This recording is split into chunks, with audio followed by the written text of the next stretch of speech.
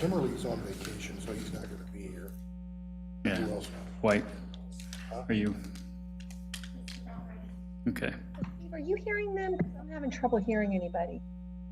Jacqueline White. Can you, I can hear some portions of discussion. Now you're Are ready you- to retire. Ignorance is bliss.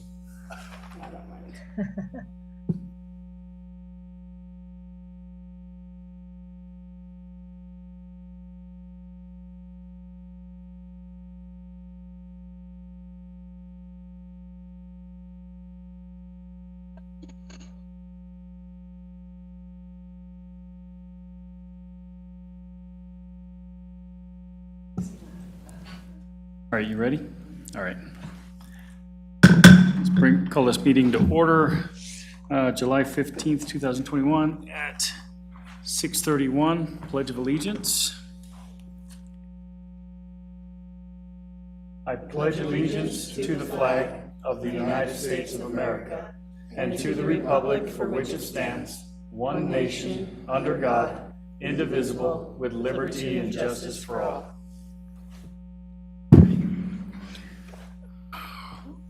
Roll call, please. Mayor Mahoney. Here. Mayor Pro Tem Ott. Here, Trustee Kimberly. Trustee Jeffrey. Here. Trustee Westcott. Here. Trustee White. All right. We have a quorum, so approval of the agenda. I move to approve the agenda as presented. I'll second. Roll call, please. Trustee Westcott. Yes. Trustee Ott. Yes. Mayor Mahoney. Yes. Trustee Jeffrey. Yes. All right, and motion carries. All right, the next item is audience business. Did we have any? Okay. Did not.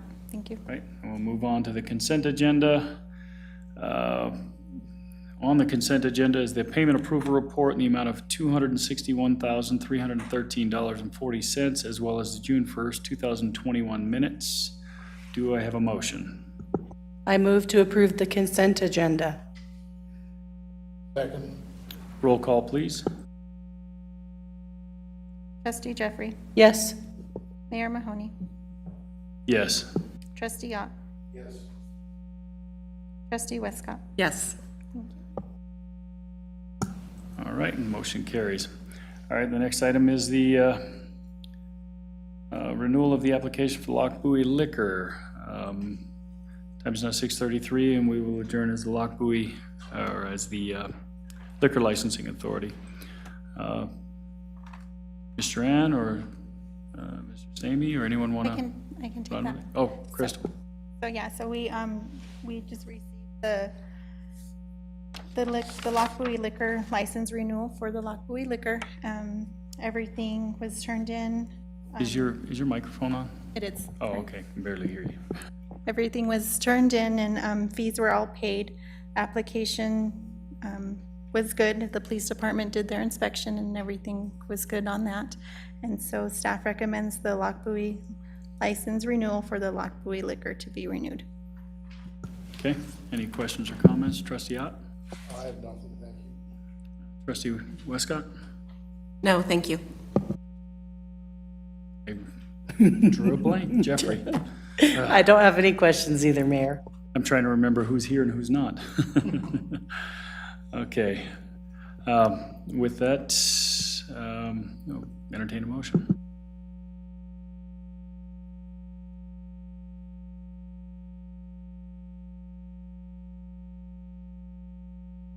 I'll second. Motion and second. Roll call, please. Trustee Westcott. Yes. Trustee Ott. Aye. Trustee Jeffrey. Yes. Mayor Mahoney. Yes, motion carries. And we will adjourn and return to the regular meeting. Time is now 6:34. And we'll move on to the financial update. Ms. Rademacher, you're... Good evening, Mayor and trustees. Attached, you will see the May 2021 financial statements.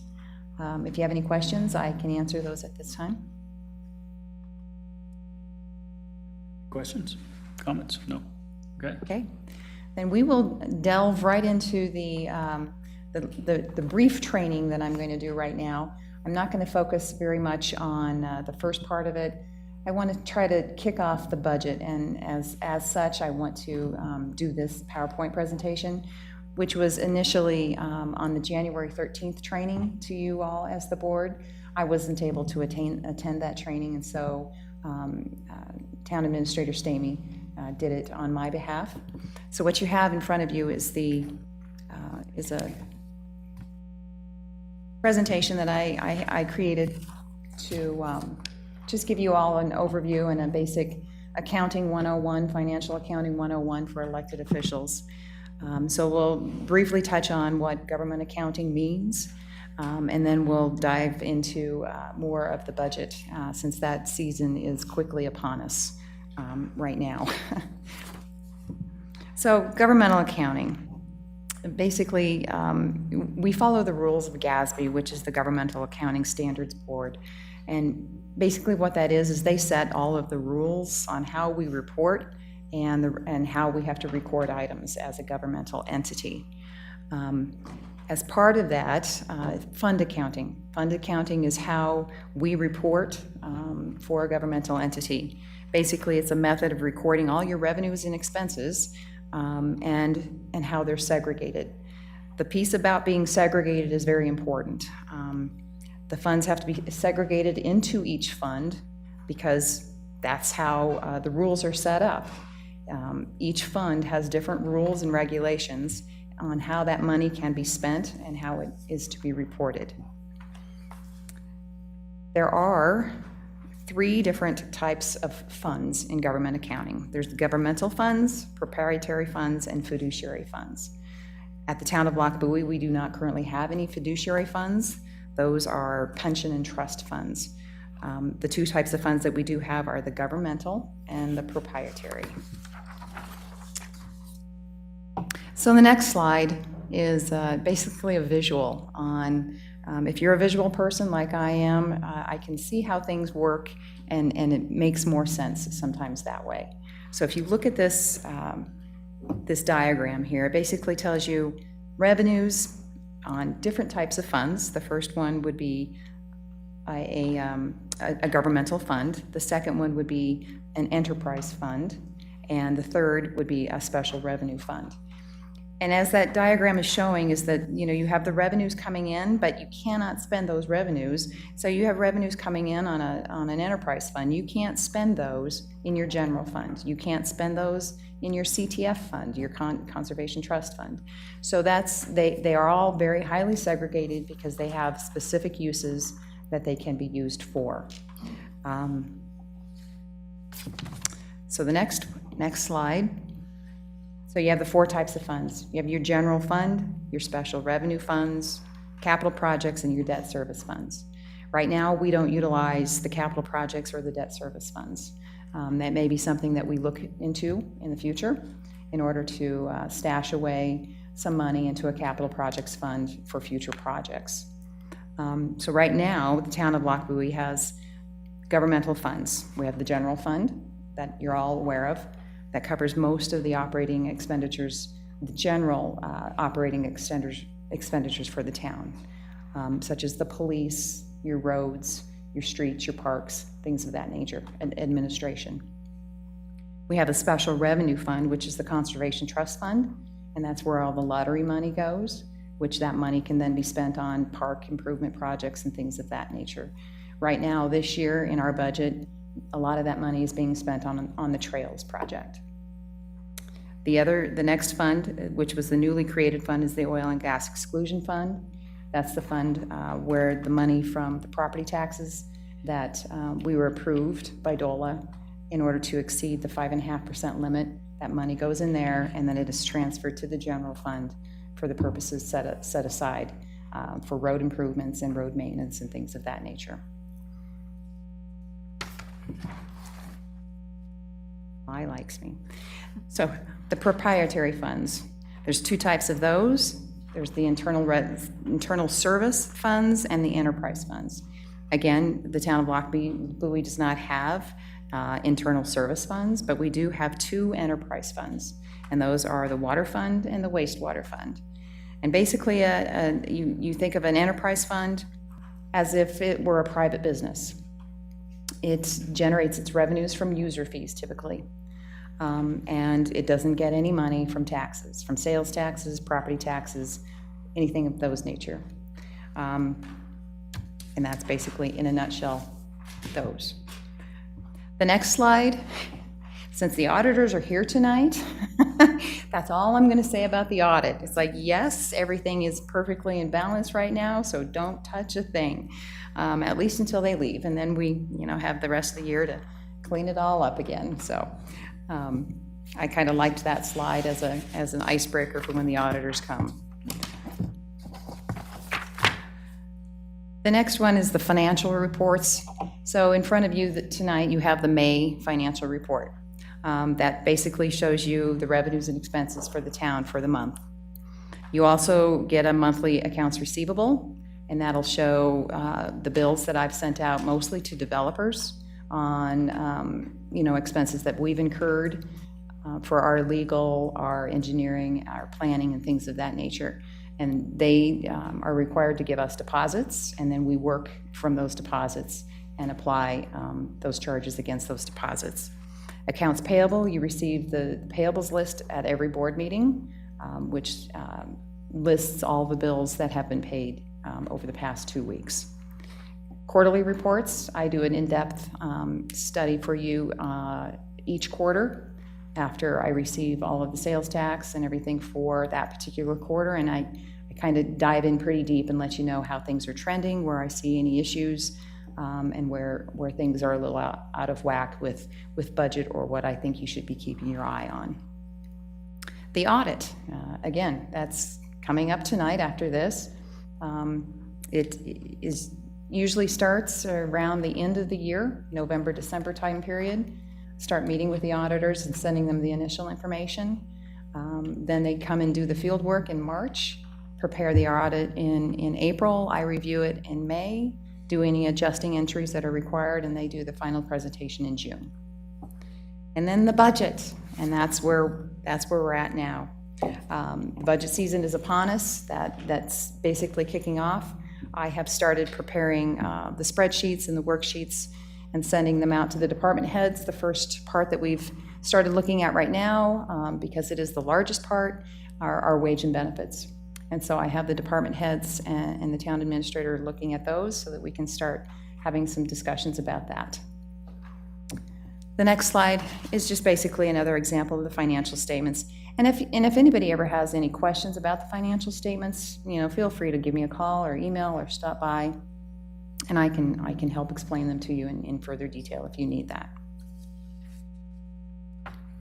So the budget. Your budget is basically your vision for the next year. It's how you communicate what you want to do with the town's funds, what you have been asked to do by your constituents of how they want to see the town spend their tax dollars.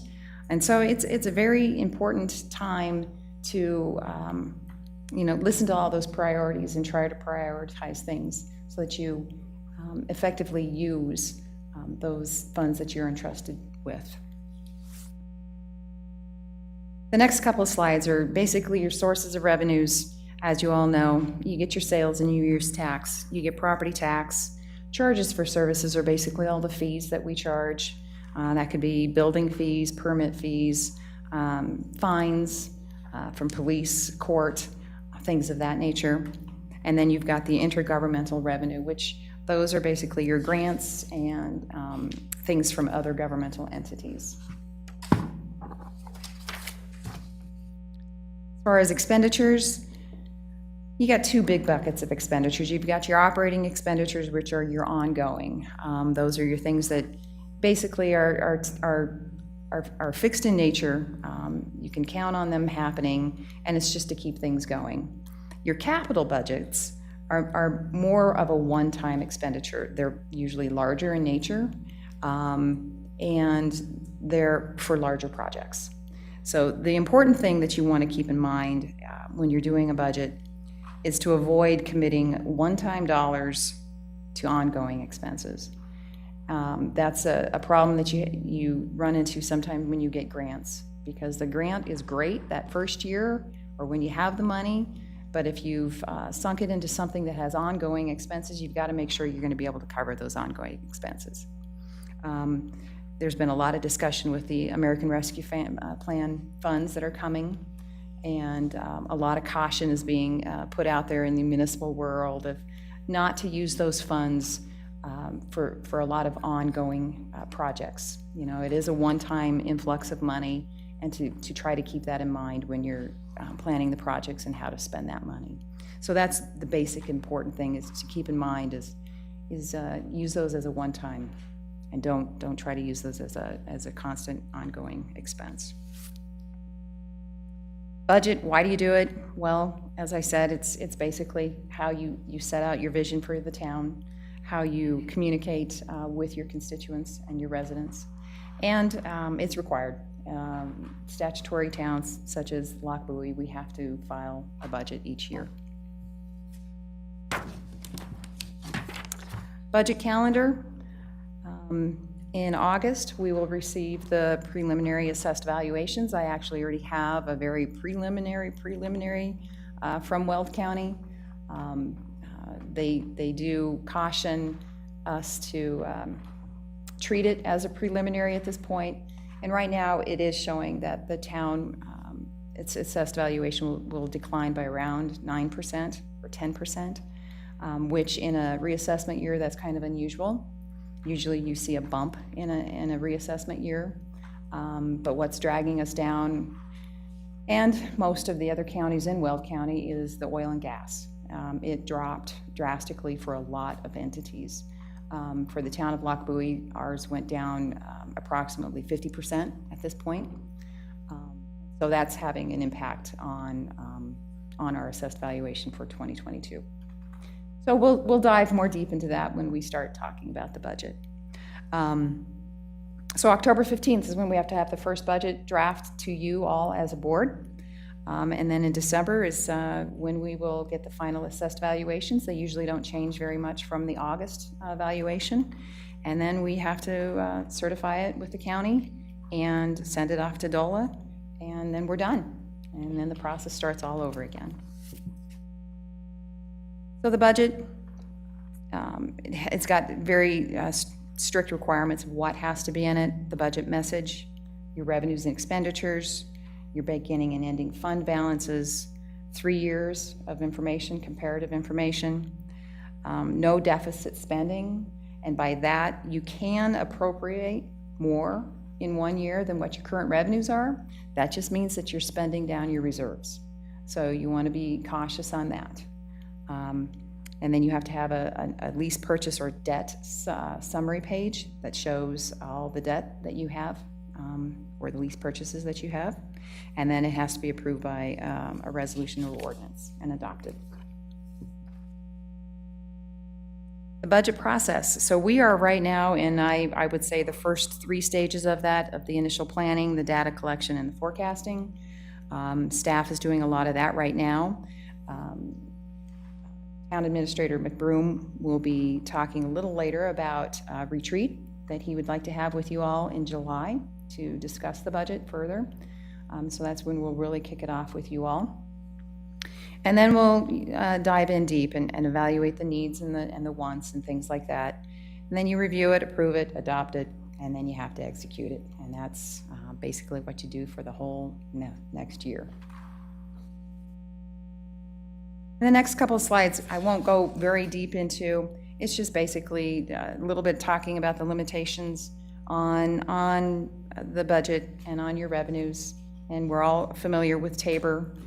We're all familiar with the 5.5% limit, and we'll talk a little more about those. Staff will have some suggestions about how to approach that 5.5% limit, maybe taking it to another election to see if it can be removed, to stop that temporary reduction each year that has hit the town, especially recently with the high growth years. And then the next slide is, you know, if, as it says, life happens and so do budget amendments. So if we have to do an amendment, staff will recommend to you the amendments that need to happen or the supplements or the revisions that need to take place. Typically in my world, unless your appropriations are going to exceed what you had included in the budget, amendments aren't necessary. But they can occur if you want to just, you know, single out some special revenue that you received, especially like this year with the American Rescue Plan money. We may want to amend the budget to recognize that revenue if we plan on spending it this year also. Keep in mind, we do have several years to spend that money. So we have time to talk about that and to figure out how we exactly want to spend those funds. And with that, that's about it. I have a few other resources and things that you can go to. CML usually has some very good resources, so does DOLA. If any of you have any other questions, you can also obviously come to staff, reach out to me, and hopefully if I don't know the answers, I can find them out for you. So with that I'm done with the financial update, unless you all have any questions. Does anyone have any questions for Ms. Rademacher? Do you want to bring that up? Amend the agenda. Well, I guess, Senior Center's Mr. here for their grant money. Right, that's, Oh, I didn't see it on the agenda. it's on the agenda. On the agenda, it's under.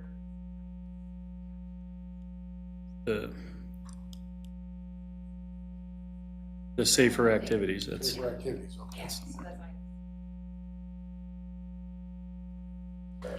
all right. So you want to continue on then, Ms. Rademacher? Oh, yes, Yeah, you're next. next audit. The auditors.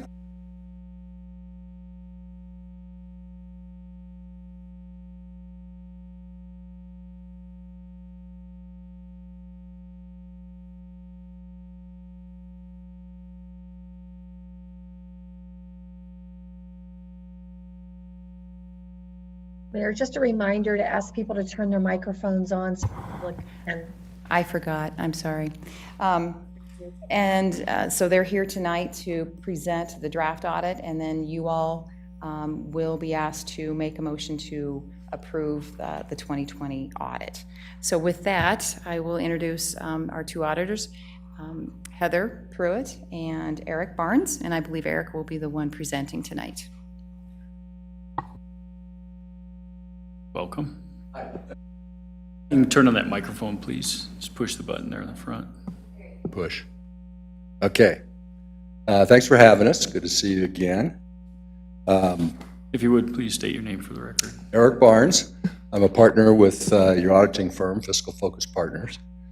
And Heather Pruitt, who manages the audit, she's manager at our firm, is also here. My plan is just, I mean, you've got 70-some pages, I think. Is that right? Whatever, 70, 80-some pages of financial information in your report. Not going to go through that page by page. I just want to hit on a couple of key numbers for you that I would look at if I was sitting in your place. Just talk in general terms. And then I'm going to turn it over to Heather and just let her talk about our auditor's report, which will be enclosed in your final audited financial statements, and talk about how the audit went and so forth. So that said, I'm just going to hit on a couple of things here. You have, as you know, a few different funds. You have your governmental funds, which is your general fund, your conservation trust fund, which is for lottery proceeds and expenditures. And then you have your enterprise funds, which is your water and sewer funds.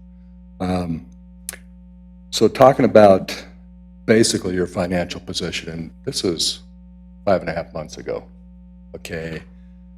auditors, accountants, I don't know how Denise is, but when I say this year, that means last year. When I say next year, that means this year. Because we're always working on data from the past. So it can be confusing. So the numbers I'm talking about are December 31, 2020. Okay, so it's 5.5 months ago. But looking at those amounts there and concentrating on your general fund and your enterprise fund, just looking at key number from the balance sheet in your general fund, you had cash and investments of about $5.5 million at the end of December. Okay. And you had operating expenses for 2020 in your general fund. This does not count capital outlay, okay, of about 3.8 million. So I look at those two numbers compared to each other and I say, okay, you got about 1.5 years worth of operating costs sitting in cash and investments at the end of 2020. We think that's a healthy position. Okay, as far as municipalities that we audit, I don't know that we have any municipalities that would have more than 2 years in that ratio. Some of them have far less than what you have. So I think you're in a healthy position in terms of what your cash position was at the end of 2020, which is of course always key. Then if I look at the amounts that you have in enterprise funds, if you're looking at your report, the numbers I just talked about were on page 3 and 4 of your report. Then if you look at page 7 and 8, that's your enterprise funds, which is water and sewer. And again, $17 million at the end of the year in cash and investments in enterprise funds. Okay. That is a safe cushion, we believe, in terms of your operating costs and so forth for those funds, and having money to maintain your systems. Because, you know, in terms of capital assets for those enterprise funds, you've got 25 million net and 33 million in cost. Net is after depreciation, but the cost for those was 33 million. So obviously it's expensive to make investments in those types of water and sanitation systems. It's expensive to maintain them. It's expensive to find water. You know, you guys keep up with the news about what's going on with water in Colorado, and it's not going to get cheaper. So if you're operating systems like this, it's important to have a little bit of a cushion, we think, to be able to look out into the future and be able to maintain delivery of those services to your system users. So that's kind of a brief commentary on just the financial position in terms of cash availability at the end of 2020 and your uses and needs on cash for 2020. And now that's obviously not in line. You've got budgets that are out on your website that you guys look at and approve every year. And that Denise probably goes over with you monthly, budget to actual information. You do that monthly? She does it quarterly. So periodically you're updated on all those reports and line by line items and so forth. So I'm not going to go into line by line. I just wanted to give you an overview of where we think the town is financially at the end of 2020, which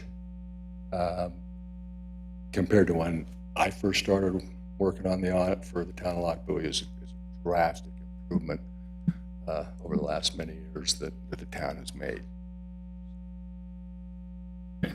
Thank you. Any questions, comments?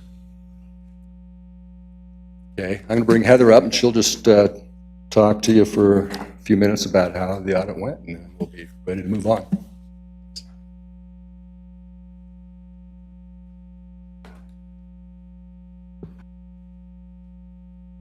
Good evening. My name's Heather Pruitt. So I just wanted to kind of briefly go over what the audit looks like, what we do, as opposed to what management does, and how we kind of arrive at at the opinion that we're going to provide. So management is responsible for the financial statement presentation and all of the internal control that supports the creation of those financial statements. What we do as the audit, as part of the audit, is we perform tests so that we can get reasonable assurance that the financial statements are free from material misstatement. So typically that starts with discussions with Denise about things that might have happened in the past year. And then based on those discussions, our knowledge of the past audits, what's going on in the state, the political and economic climate, and then we get together as a team and review what the results have been and kind of what we expect to see and where we think we might have additional risk for some of those balances because of all of those mentioned items. As part of that, we do look at the internal controls, but we don't provide an opinion on the internal controls. If we saw something that caused concern for us, we would absolutely bring that to your attention, and we have not seen anything that we were concerned with at all. And then we get enough audit evidence so that we are comfortable providing an opinion. We will be providing an unmodified, clean opinion, and that's the highest level of assurance that an audit can provide. So that'll read that the financial statements present fairly the respective financial position of the governmental activities, the business type activities, and each major fund of the town as of December 31st, 2020, and the respective changes in financial position and cash flows thereof, and the budgetary comparison for the general fund for the year then ended in accordance with generally accepted accounting principles of the United States of America. So you won't see that in your draft, but when the final is issued, those pages will be included with our opinion. Everything went really well. Denise did a great job preparing for us. And we actually started prior to the end of the year doing some of our testing that we could at an interim point so that we could move things really quickly this year. And we think all of the significant transactions that needed to be accounted for were there.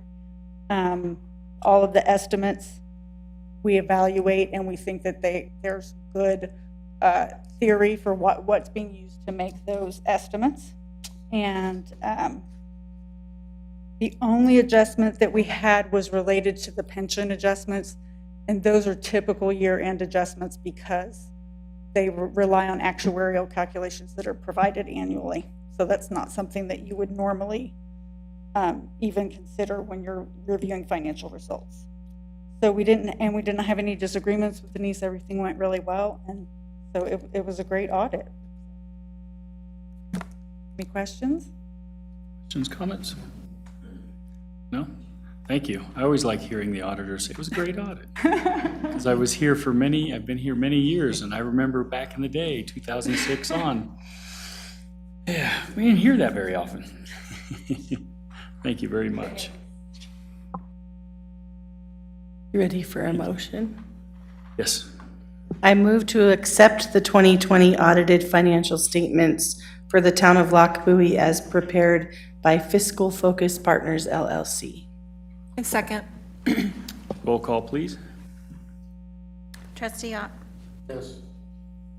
Trustee Westcott, Yes. Trustee Jeffrey, Yes. Mayor Mahoney. Yes, and motion carries. And thank you, guys. Right, Ms. Rademacher? Ball's in your court again. You're just commanding the evening.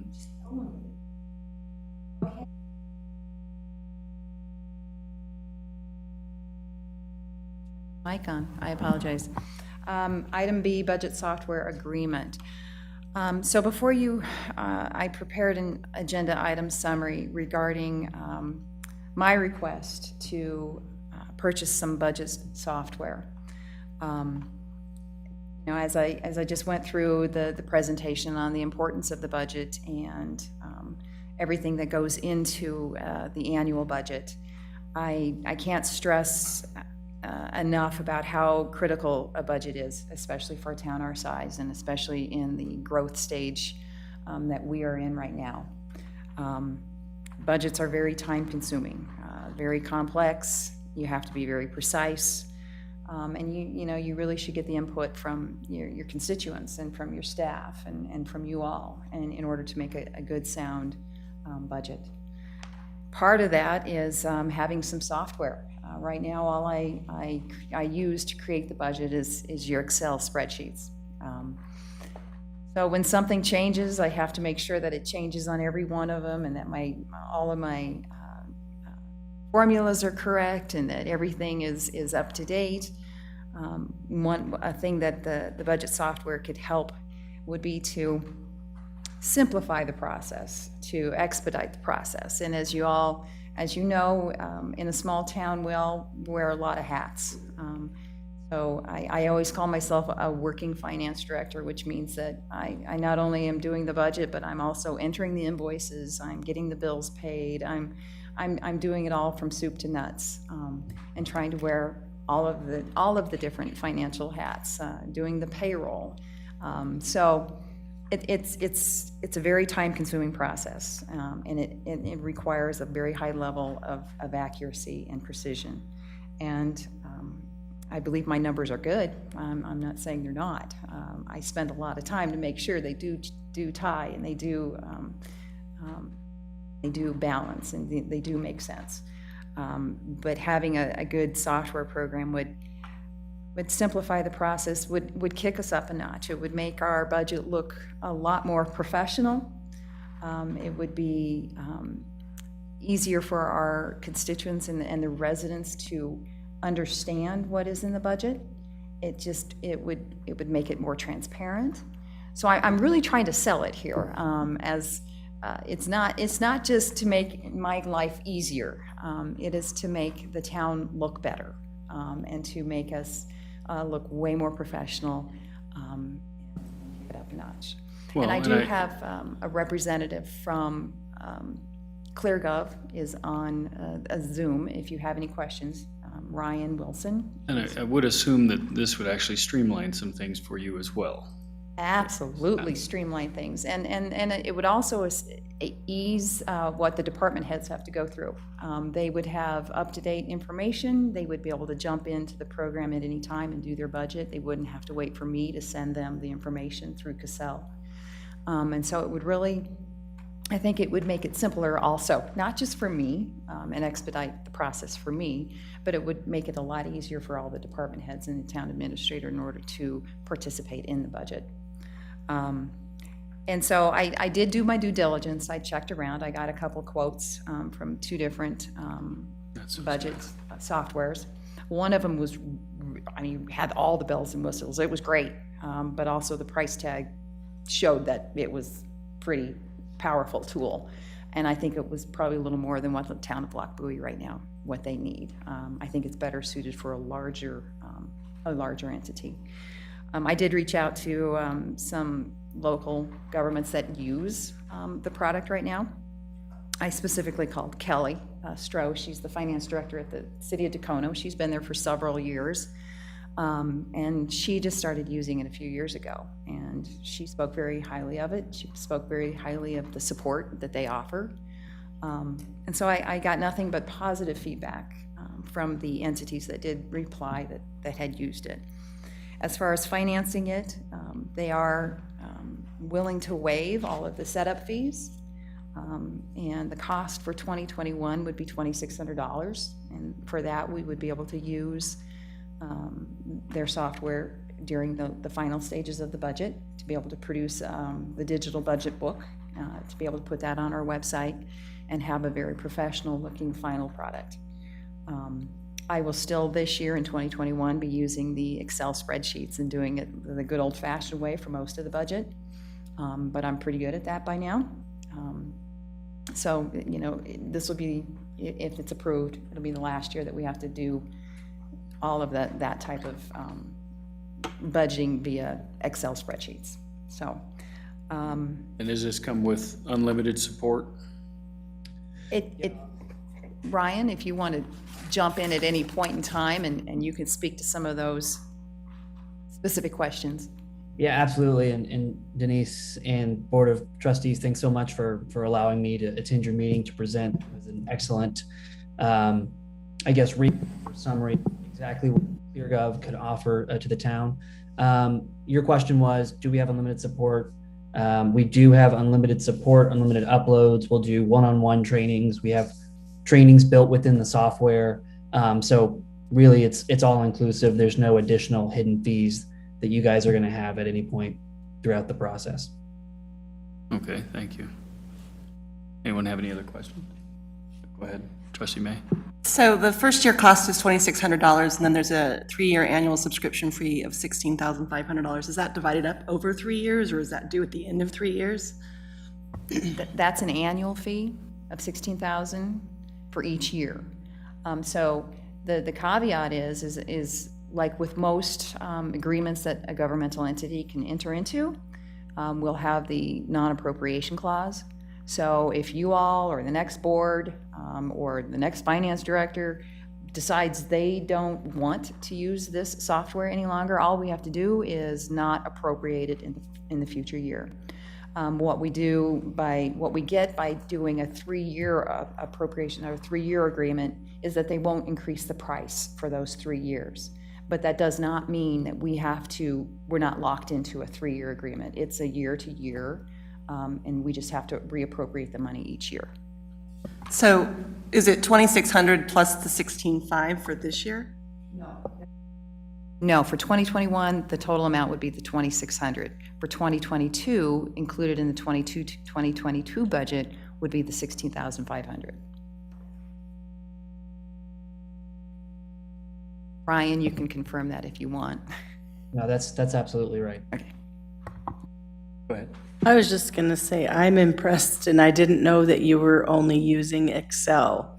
Like, it's even more impressive that we just had a perfect audit. So I am definitely in support of this. I think it's absolutely necessary. I think of small businesses using QuickBooks, like they're not doing things by Excel. Why should a town be? And I'm just going to go with the standard question. Mr. Stamey, if you're there, and Mr. McBroom, I'm in the budget. Are you there, Steve? Yes, I am. Is my audio coming through? Or, Yeah, we got you. yes, I believe that we can find that in the budget. Okay. If I could jump in, Next year, we do actually have $6,000 in the budget in 2021 for accounting software. You'll see that in there. It's for I plugged that in there to get some other either another user fee or another user for Cassell or another module in Cassell. But I think this would take precedence over that and would only spend a fraction of the $6,000 that is included in the budget right now. Perfect. Trustee May? So I guess I would, just looking forward though, we're going to have, if we're going to continue to use it, it's quite a bit more money than the $6,000 that's been budgeted for the year. So I guess my question, follow-up to the mayor's would be, if we're going to bring it on and start using it and get used to it, are we going to be able to afford it in the future?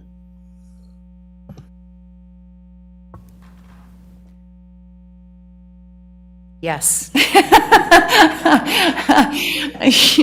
You know, you can always, you know, it's all about, that's the whole process of the budget.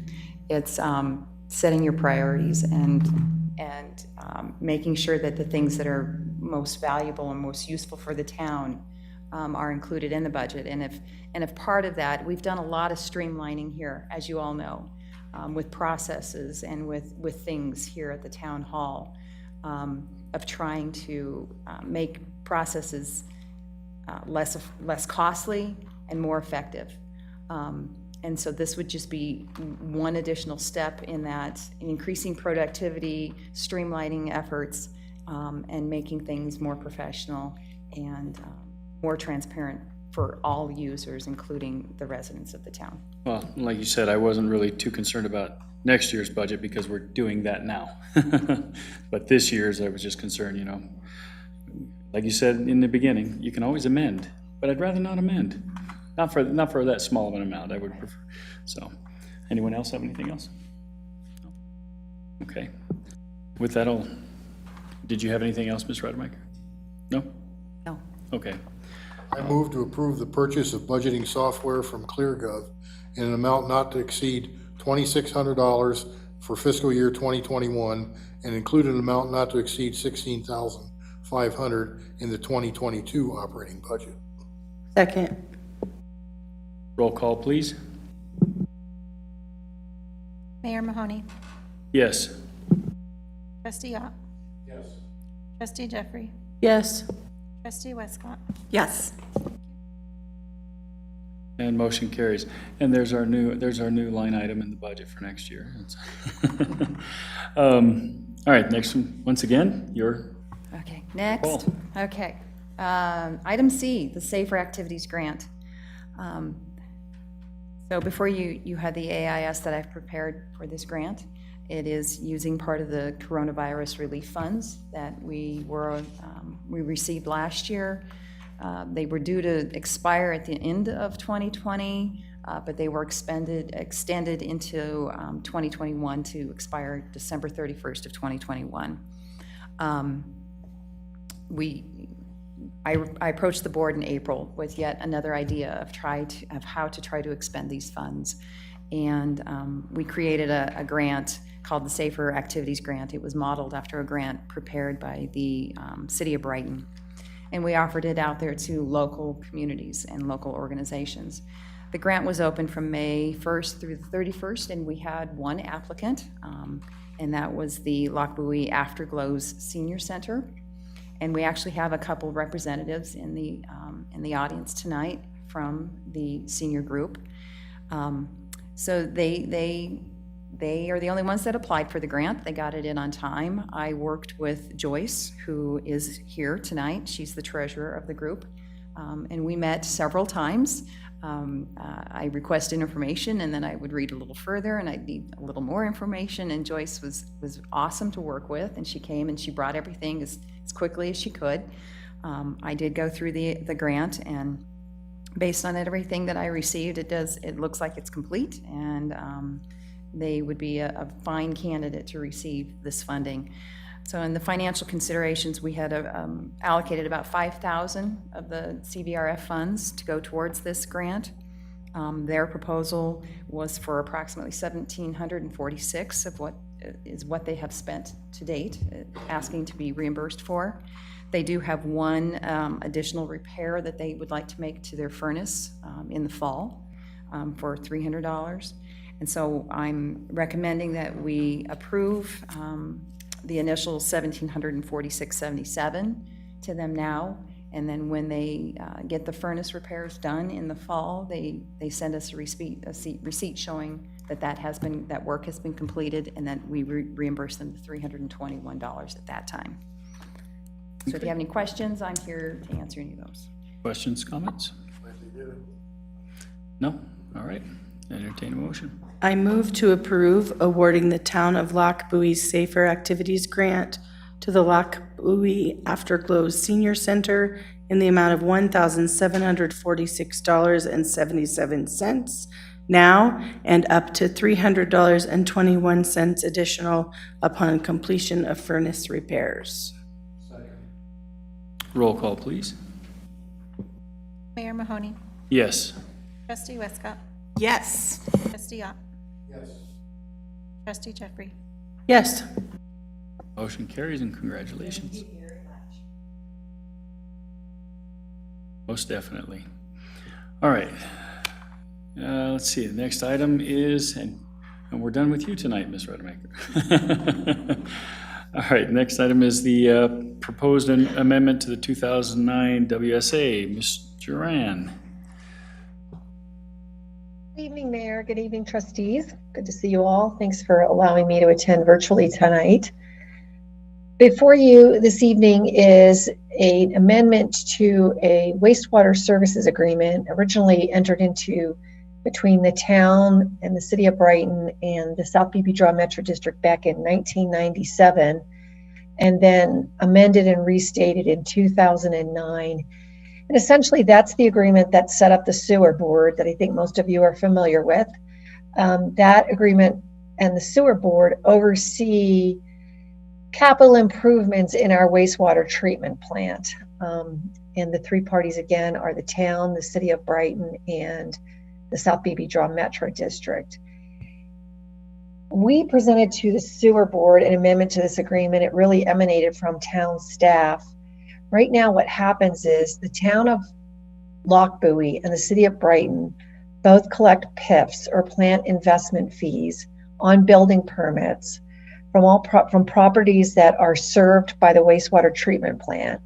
And we have to remit those to an escrow agent. And then when we want to do major capital improvements on the wastewater treatment plant, we need to go through a process of getting approval to withdraw those funds from that escrow account. And frankly, it's a little bit of a logistical and unnecessary process. And so we decided it made a lot more sense, especially now. What originally happened was the South Beebe Draw Metro District had issued some notes. They issued debt to help pay for that treatment plant expansion. And so they were very, very concerned about the revenue stream and making sure there was adequate revenue flowing in from collection of those PIFs to ensure that they could pay their obligations on the bonds that they issued. Well, the good news is those bonds have been completely satisfied as of about December, I believe, of last year. And so South Beebe Draw is willing to get rid of the escrow account requirement, as is the city of Brighton. In both cases, the governing bodies of those two entities have approved this amendment to the wastewater service agreement. And it came from us, so I'm certainly hopeful that the town board will also approve it. I know that your board representatives to the sewer board certainly were advocates for this change as well. So that's what's on before you tonight, is an amendment to that agreement to eliminate the escrow process for PIF remittances. Any questions or comments? Trustee May? Trustee Jeffrey? Trustee Hott? No? All right, we'll entertain a motion. I move to approve the first amendment to the first amended and restated BB Draw wastewater service agreement. Second. Roll call, please. Trustee Westcott. Yes. Trustee Jeffrey. Yes. Trustee Ott. Aye. Mayor Mahoney. Yes, and motion carries. Mayor, if I may. Go ahead.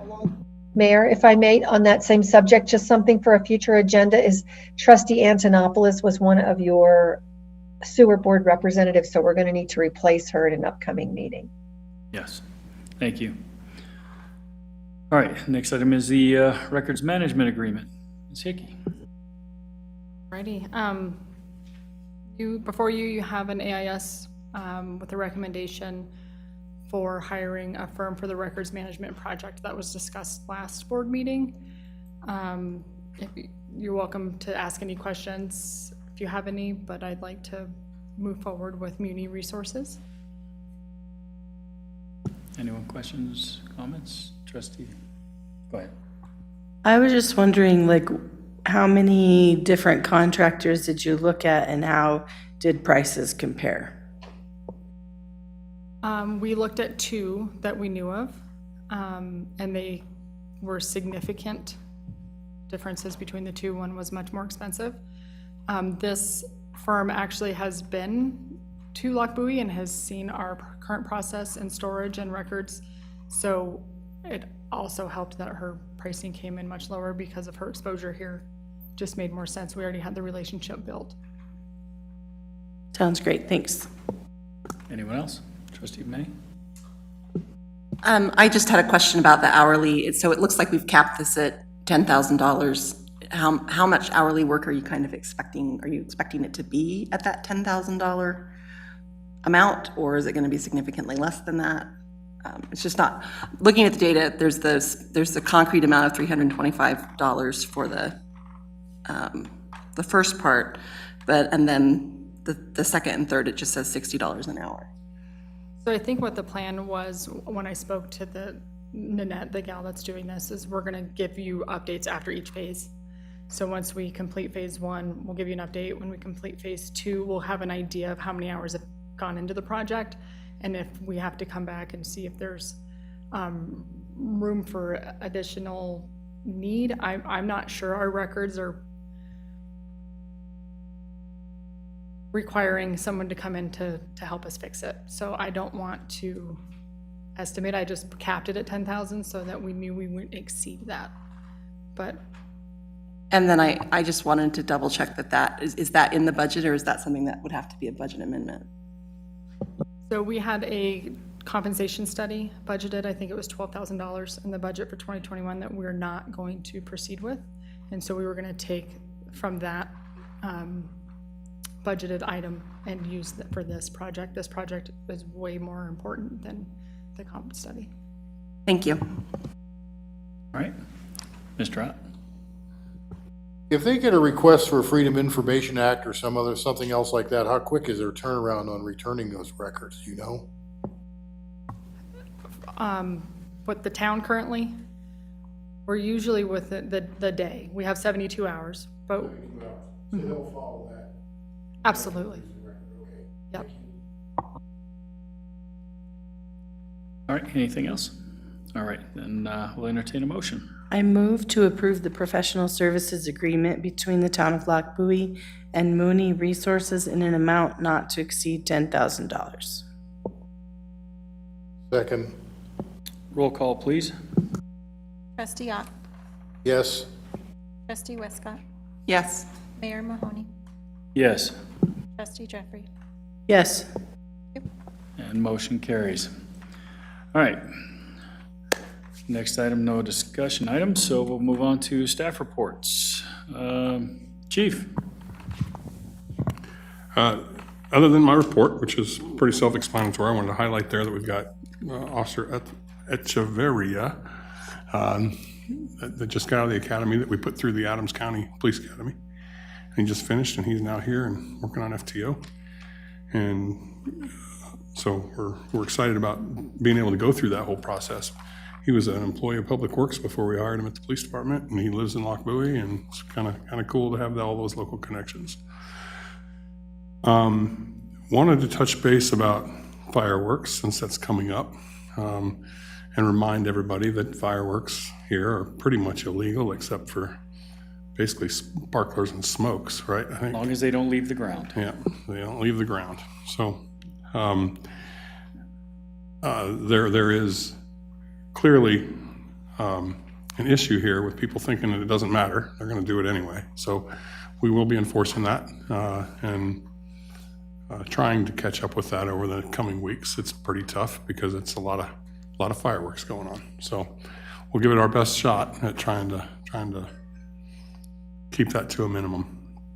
And I also wanted to remind everybody it's available for you and all the citizens. If this ever comes up, we've got that prescription medication kiosk out here.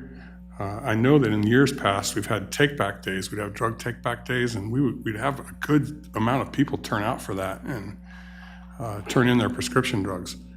But now we've had this kiosk out here, and we tried to make it available. We put it out on our newsletters and social media and things to let people know.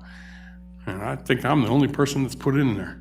So, but I think it's a great tool for people to get rid of the medications they got in their cupboards and cabinets, and don't flush them down the toilet. Bring them here, and we'll take care of them. So that's it. Okay. Questions? Anyone have any questions? Trustee Westcott? I really appreciate your addressing the fireworks issue. It is really annoying, and not to mention with all the rain that we've had and then the heat, I just think it's going to be dangerous. It's really dangerous. So that's the approach we're taking on it too. There seems to be a thought that not only do the police not try to address this, we encourage people to do it, and when we don't. So it's interesting. I guess there's some social media battles going on about it right now, and so they can take it from me that we're going to try to shut it down as much as possible. It is difficult. It's difficult to do it. I'm wondering if we can put out a statement on social media in the newsletter. We are. Okay. We will, yes. Great. It snuck up on us again. I mean, it's the middle of June. You'd think we'd have a minute, but we don't. It's already here. As part of that statement, I don't personally know, other than calling the police, if fireworks are going off, is there something that you could communicate to public about what they should do if it's happening? I don't think there really is. I mean, I can't encourage people to confront others about it if they're not comfortable with that, or we don't need vigilantism. That's just as bad as somebody breaking the rules. So I think that calling the police, which will be, it's just interesting on the 4th of July weekend, try to call the police about fireworks, and you're not probably going to get the best response because they're chasing their tail around with fireworks. So, be a good witness, I guess. Because that's the other thing, is people will call because they see it going in the sky. Well, even if we can find them, unless they own it, we're not going to know if it's a group of people who lit the fuse. We have to be able to prove who did it. So it's a challenge to write the tickets. It's a challenge to actually. I know it seems like it shouldn't be. It seems like it should be easy. It's right here in front of this house. Clearly, they're the ones that set it off, right? But it really just isn't that easy. Thank you. Anyone else? Okay. Thanks, Chief. Yeah, you bet. And I hope you guys have fun on the 4th. All right. Mr. Ramey, you coming with more money you need? No, I'm not coming for more money tonight. So everybody should have got my monthly report. The wastewater plant flow was down a little bit. I think that was, even though we had a lot of rain and usually you get some infiltration, I think it was the pandemic of 2020 why more people were home, because that was indicative of everything last year, that flows at the wastewater plant and the water plant were up. As you move down, we're getting really good at dewatering our sludge. That dewatering unit that we purchased, Brian's really got the thing tuned up really good. If you look at how many gallons we processed, and then what was the resulting tons that we hauled off. And keep in mind that it looks like you really have more tons in 2020, but those are wet tons. Those aren't dry tons. So we got a lot less, because we get charged by the wet ton, not the dry ton. So he's really got that thing tuned in well. You can see the water report is real interesting in that last year we had just shy of 36 million gallons for the month, and this May was only 20 million. So that's almost a 50% reduction in water usage just because we had so much rain in May. It'd be nice if that keeps up, so we wouldn't have to make so much water. Yeah, I'm not going to hold my breath. Give you a little update on some of our CIP projects. We did get those valves changed out. That was a back here behind the tank. It didn't go smooth. It did not go smooth. The pipe that shows on the drawings were not what was there when we dug it up. It was encased in concrete, which it doesn't show that on the drawings. There was those issues, and then, working with the contractor. But we did it all without a hitch. I mean, no time did the tank storage get low enough where we would worry about fire protection. And so that's all completed. We have removed one of the pumps that we needed to, that was to isolate the skid. So we'll be replacing that pump. We've got the motor and the pump in. We'll be doing that next week. We're going to pull another one in because we have a rebuild kit, and we're going to rebuild it. So that'd be pretty well 2 new pumps that'll be in there and that's what serves pressure out of the storage tanks to the system. So that'll be nice to get those done. And we'll be cleaning up the volutes of the pump themselves because they get scaled up with the sodium hydroxide that we use, which is a chemical to prevent corrosion in the system. So we'll be able to clean those up. We did receive the parts last week to fix the clarifier down at the wastewater plant, so we'll do that next week as well. We got news 2 weeks ago that our launders that we asked for last month, that covers the clarifier so it doesn't grow algae, they're going to be delayed until probably the end of August. The material, just trying to get the material, because they're made of FRP, which has an oil product in it, and so just hard to get the pieces right now. We were really lucky that the clarifier repair, that material is made of more of a true fiberglass, so it wasn't as hard to get. And we've had our water tanks are cleaned. The guys were doing a clean in place on the RO today. We're starting to see, those membranes are 10 years old. So we're now cleaning them like twice a year, just to keep them stretched out so they work well. Other than that, we're working on the wastewater utility master plan. We had a real long meeting with Steve and some of the Brighton folks, as well as the North Front Range. We'll be probably coming to you guys for maybe asking for a work session after we get with Brian, just so we can say how big a service area do we want to serve. Okay, we did a lot of investigations trying to avoid lift stations. How far north can we serve by gravity back? You're looking at for valleys so that you can make a pipe go downhill.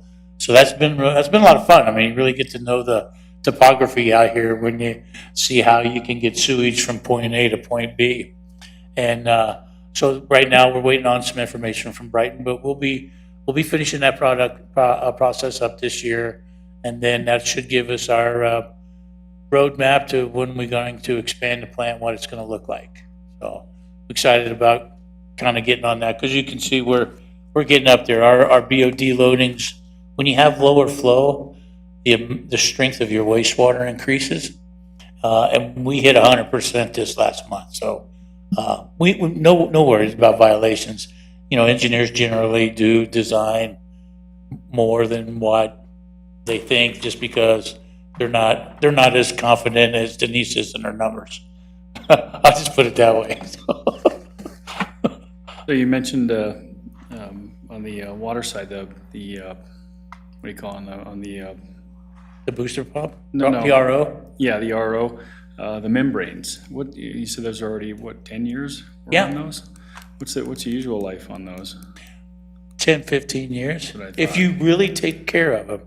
I've seen them not last 5, right? I mean, it really comes down to how well you keep your pre-filters clean, making sure you protect the membranes, cleaning them regularly, using the right type of anti-scalant.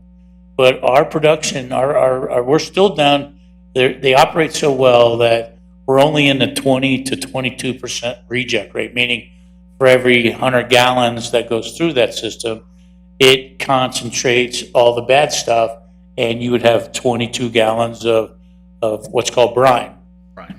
When we start seeing it get up into the 30% range, then we know that they're starting to wear out. So right now, after this last cleaning, I bet you we still get another 2 or 3 years out of the oldest ones. Okay, And so- keep in mind, 2 of them are only 3 years old. So we've got some long life out of those. Good. Okay. Anyone have any questions or comments? Mr. Mayor? No? Dave? With all the growth over in Brighton and everything else, I mean, I would be realistic, we might as well plan for an expansion. Oh, yes, by all means.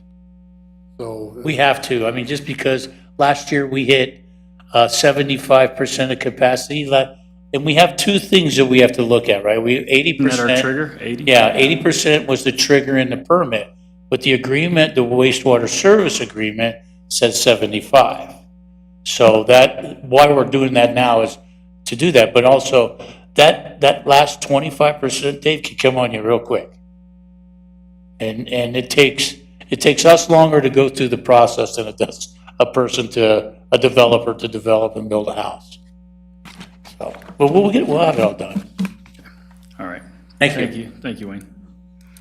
All right, Public Works, Mr. Johns.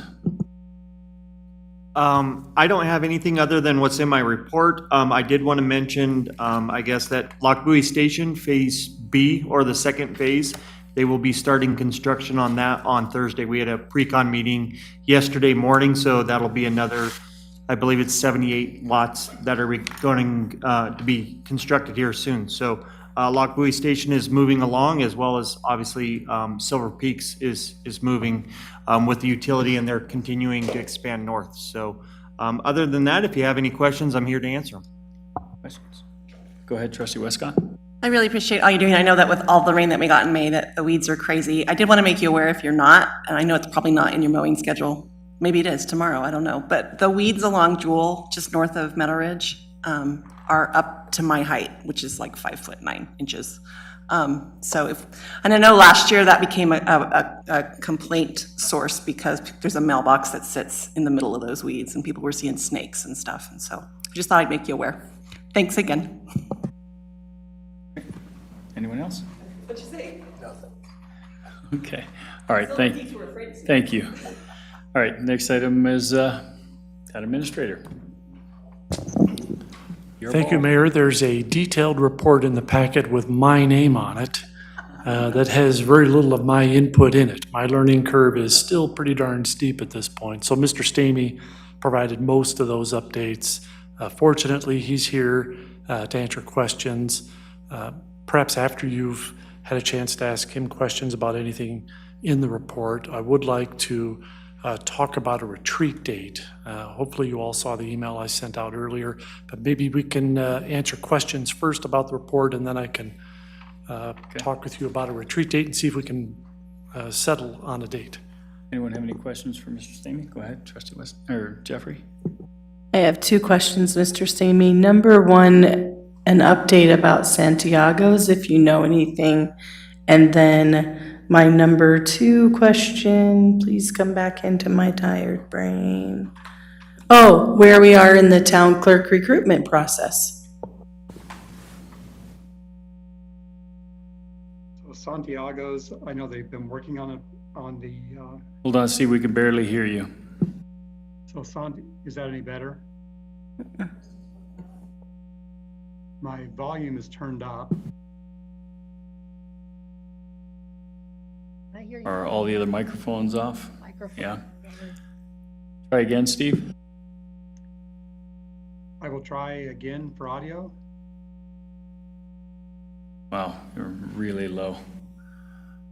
Why don't you yell, or actually do sign language? Yeah. Can you mime it for us?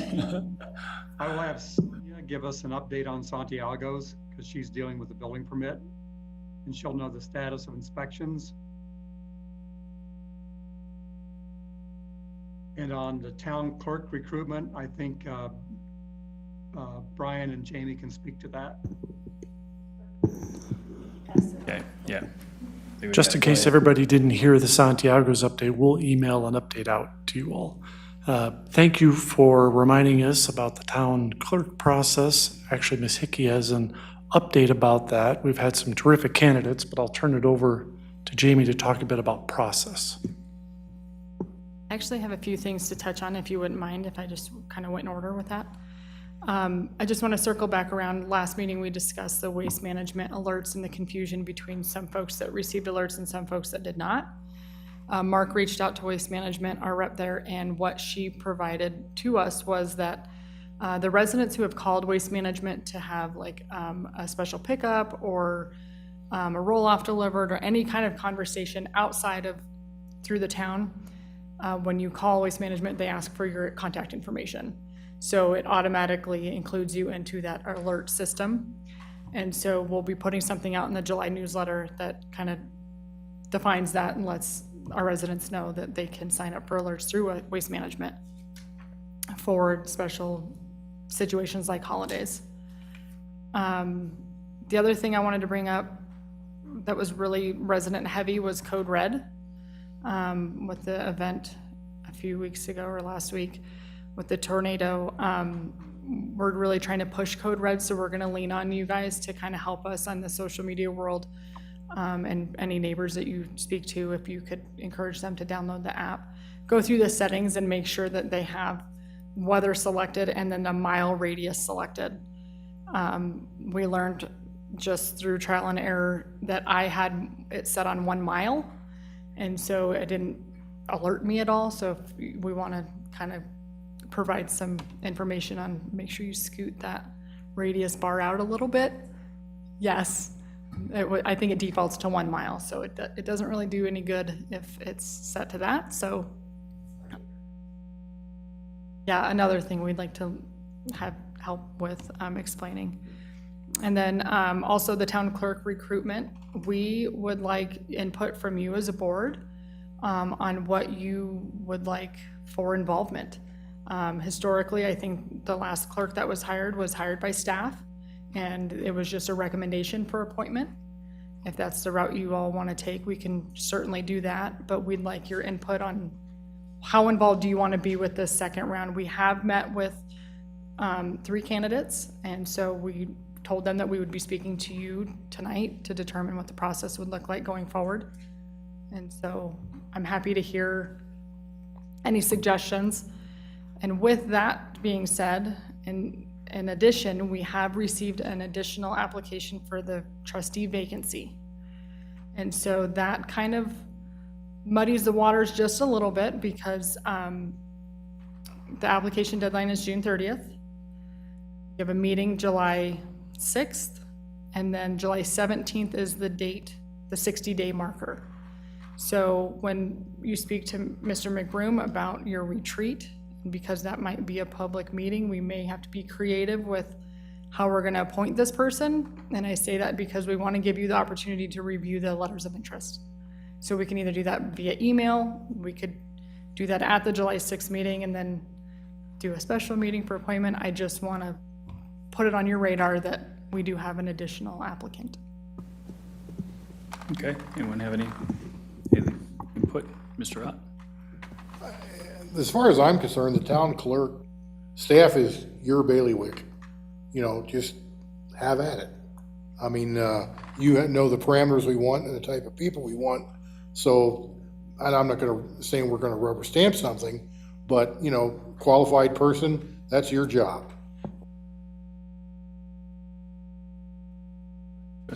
I agree about the town clerk position. I trust the staff and the team to determine who's going to be the best fit for that position. As far as the appointment of the trustee vacancy, when we last had a vacancy and we had 2 candidates, they both came to a board meeting and they spoke a little bit, and we made the decision at that board meeting, and it didn't feel really great because we couldn't take both of them.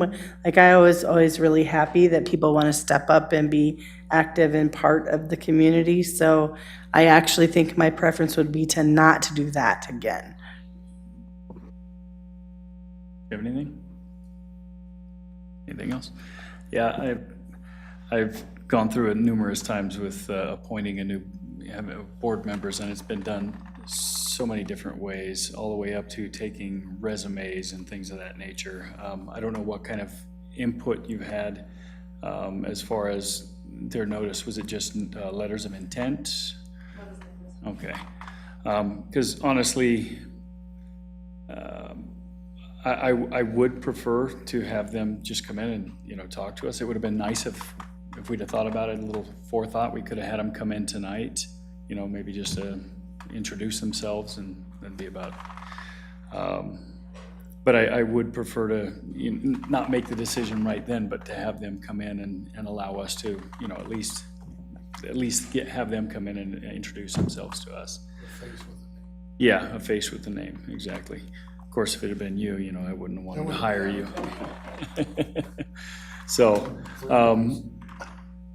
we're shooting for that first meeting in July then. So we have no more meetings between now and then, so we're kind of rocking a hard place. I don't know. We might get 5 more candidates between now and then. You are. I am correct. shaking trees right now. Yeah, but you do that and all you get are nuts falling out the tree, coconuts. Just look. I know. A banana or 2.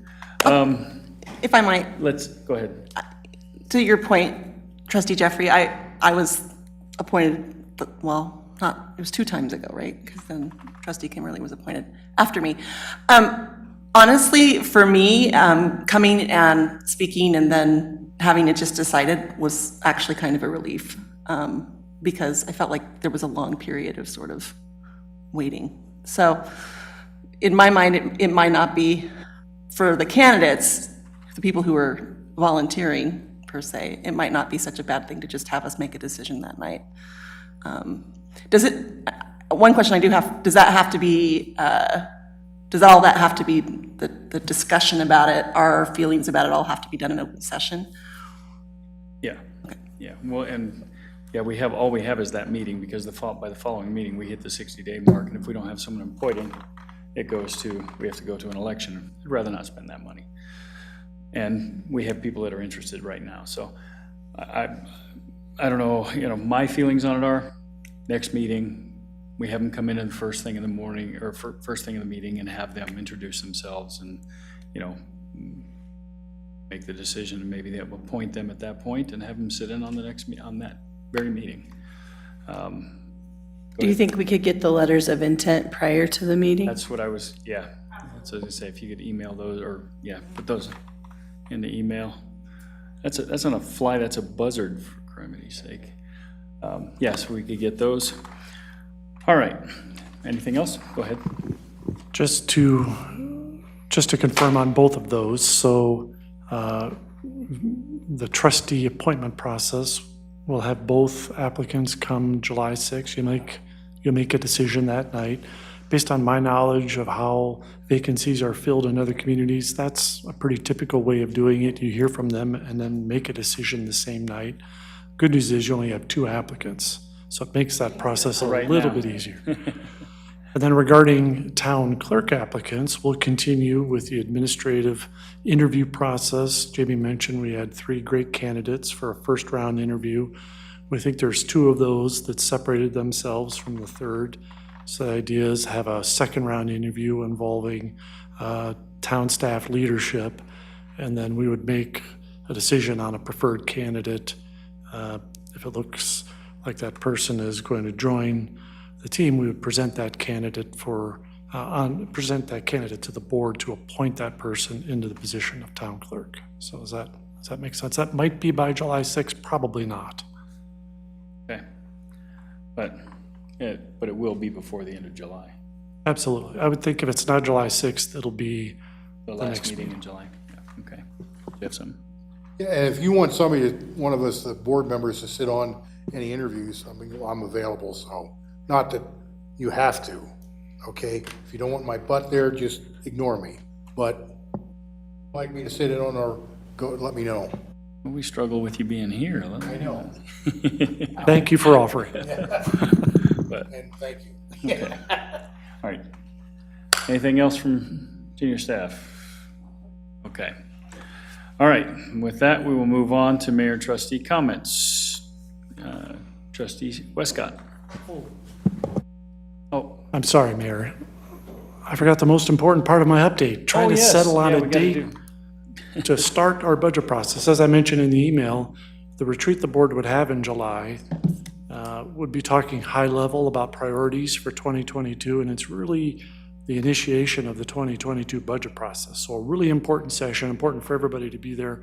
Unfortunately, we're missing a couple of board members tonight. I'll reach out to them separately. From the feedback I had initially, it looked like either July 10 or July 17 were the better dates. The 24th wasn't going to work for all of you. Out of those 2 dates, is there one that works better than the other? Are you available for both? To give me, having both available makes it easier then for me to reach out to Trustee Kimmerer and Trustee White and try to find one of those dates that works. The idea would be we would start about 8 or 8:30 that Saturday morning. Try to plan an agenda that has us done by mid-afternoon. In addition to that, our goal is to have the July 6th agenda light enough where we can present some department head information for departments, get a sense for what the staff level priorities are for 2022, and that'll save time at the retreat. I would prefer to load you up with information if we can ahead of time so that when we gather on that Saturday, we're not having to take time that morning talking to you. You can be ready to. and I don't mean to, I'm now, actually I do, because she's always done such a good job with putting things together and formatting them. So when we do have that staff present on the 6th, if she could give us that breakdown bullet point what staff's looking for, so we have that. I mean, we're gonna be meeting, we're gonna listen to them, but it'd be nice to have that for our, sitting in front of us, because many of us are visual, and to have what they're looking for will definitely help us with making decisions too, especially in the. I agree. I agree 100%. So departments are working on that information currently. We'll make sure it's presented in a consistent format. I agree. It's easier to digest the information if I don't it's mean to presented throw Ms. consistently. Hickey into a, into a whirlwind, but she does a very good job of that, and I was very impressed with the Absolutely. last time. So, if we could make that happen, that'd be great. Okay, so we've got it down to 2 dates.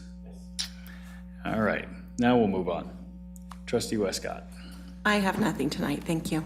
All right, Trustee Jeffrey.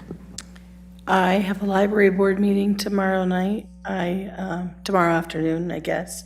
And I wondered if there was a plan for you to be introduced to them at some point, or I might ask tomorrow if I might invite you to attend the next one and introduce you. Either way works fine for me. So just let me know. Okay, sounds good. Trustee Ott. I have a couple things. No, I do for change. Carol's in charge of the Loch Buoy Community Watch, and there's a big discussion on fireworks. I guess there was some problem in Silver Peaks with a food truck for something that happened over there. And I just found out that really the ordinance doesn't become effective till July 1st. So it was kind of out of bounds anyhow for the July food 9th. truck. Huh? July 9th. July 9th, okay.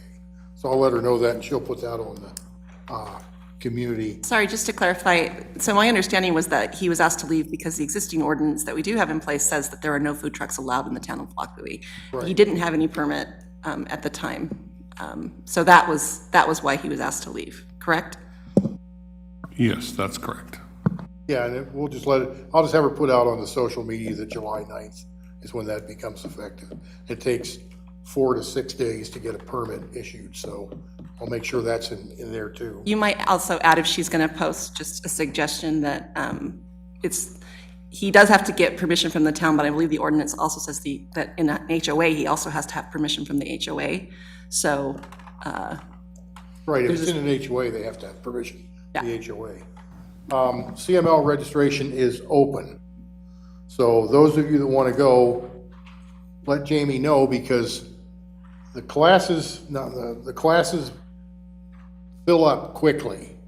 So we need to get as many people registered as soon as possible so we can all get the classes we want. Because if you wait another couple of weeks to say you're going to do this, classes, any really good classes will be filled up, especially since they're limiting the amount of people that can attend the conferences here. So I've already told her that I'm in, and I'd like to get registered tomorrow if at all possible, so I can get the brochure with all the. And this year it's in Westminster. It's in right? Westminster, at the Westin at Westminster. So I can get an email with all the classes that are available. And again, I'll reiterate this, if it says it's for the attorney section, don't worry about it. Because the attorney section does a good job, like Steve and other attorneys, they do a good job of explaining. If they see somebody that looks like a deer in the headlights, they'll take the time to explain it to you. So if it's a, attorneys only section, don't worry about it. If the class looks interesting, sign up for it. That's what I've taken a few of them. And like I said, I don't know much. I don't know a whole lot about water law, but I know a lot more than I did 8 years ago, So that's open now, so please sign up for it. That's all I have. All right, thank you. And honestly, I have nothing to add to that. So with that, we're going to take about a 5-minute break, and time is now 7:59. We'll come back in about 5 minutes, and we'll go into executive session here. So, When we come back. yeah, I'm going to let those that are not staying leave. one more piece of information. Yeah. Pass on to Carol, which is that the Maui Wowie truck, which was the one who was asked to leave. He reached out to me today and just asked if I could give him contact information from the Silver Peaks HOA because he's trying. So, Well, like I said, July 9th ordinance doesn't take effect